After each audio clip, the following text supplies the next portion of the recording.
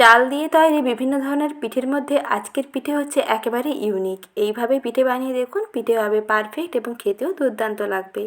এই পিঠে আপনি ঝাল ঝাল তরকারির সঙ্গে সার্ভ করে দেখতে পারেন, খেতে দেখবেন দারুণ লাগবে।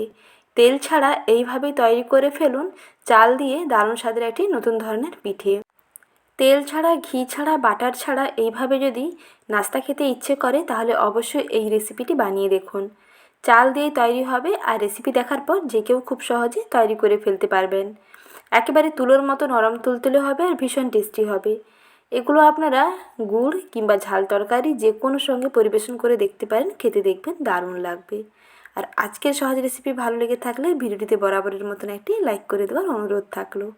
নমস্কার বন্ধুরা, আমি সাথী আমার কিচেনের আবারও এক নতুন রেসিপিতে আপনাদের সকলকে স্বাগত জানাই।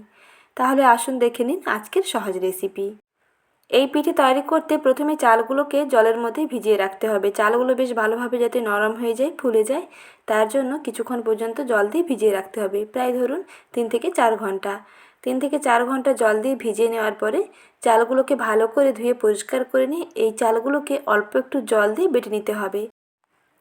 প্রায় 3 থেকে 4 ঘন্টা হয়ে গেছে। চালগুলো দেখুন জলটা বেশ ভালো করে শোক করে নিয়েছে আর কত সুন্দর নরম হয়ে গেছে, একেবারে সাদা ধবধবে এবং ফুলকো। এটা আমি আতপ চাল দিয়ে বানাচ্ছি, আপনারা চাইলে সেদ্ধ চাল দিয়েও বানাতে পারেন।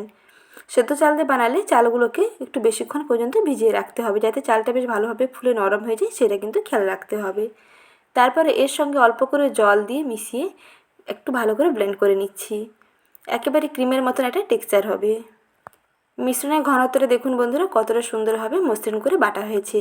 চালটাকে এইভাবে মসৃণ করে বাটতে হবে, তাহলে দেখবেন পিঠের টেস্ট দুর্দান্ত হবে। এখন এই মিশ্রটাকে একটা অন্য বাটির মধ্যে নিয়ে নিচ্ছি। এর সঙ্গে একটা সিক্রেট উপকরণ মিশিয়ে নেব, তাতে দেখবেন পিঠেটা একেবারে তুলোর মতো নরম তুলতুলে হবে আর বেশ সুন্দর ফুলকো হবে। এর সঙ্গে অল্প একটু জল দিয়ে দিলাম। যেহেতু ব্যাটারটা খুবই ঘন ছিল, তাই এখানে মিক্সার গ্রাইন্ডার দিয়ে অল্প একটু জল দিয়ে দিচ্ছি আর দিচ্ছি 2 টেবিল চামচ ময়দা আর দিচ্ছি স্বাদ মতো লবণ। একটি চা চামচের মাপ করে 3 ভাগের 1 ভাগ লবণ দিলেই হবে। এখন সমস্ত উপকরণগুলোকে ভালো করে মিশিয়ে নেব। একটি হ্যান্ড উইক্স দিয়ে কিছুক্ষণ পর্যন্ত ফেটিয়ে নিতে হবে। ফেটিয়ে নিলেই ব্যাটারের ঘনত্ব একেবারে পারফেক্ট হবে। বেশ খানিকক্ষণ সময় পর্যন্ত একটু ফেটিয়ে নিলাম।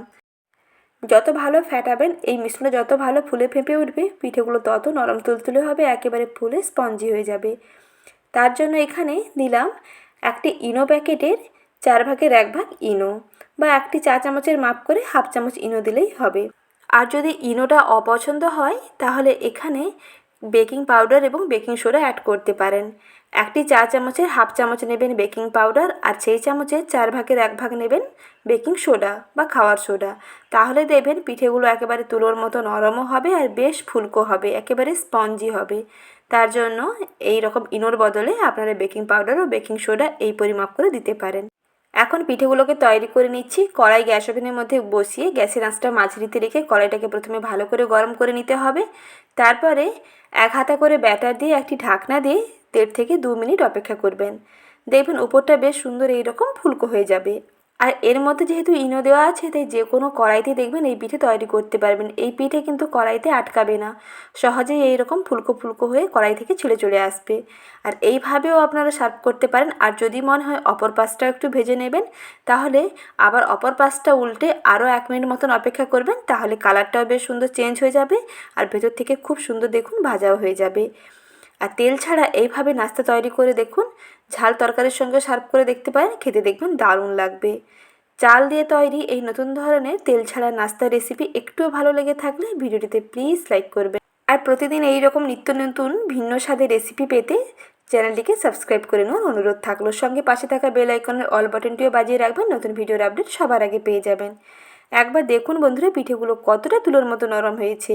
ভেতর থেকে একেবারে স্পঞ্জি হয়, ভীষণ তুলোর মতো নরম হয় আর ভীষণ টেস্টি হয়। চাল দিয়েই সহজেই তৈরি করে ফেলতে পারেন এই রকম দারুণ স্বাদের একটি পিঠে কিংবা নাস্তা। আজ এই পর্যন্ত, আবারও শীঘ্রই হাজির হব নতুন রেসিপি নিয়ে। পরবর্তী রেসিপি দেখার আমন্ত্রণ থাকলো। ভালো থাকবেন, সুস্থ থাকবেন। রেসিপি দেখার জন্য জানাই অসংখ্য ধন্যবাদ।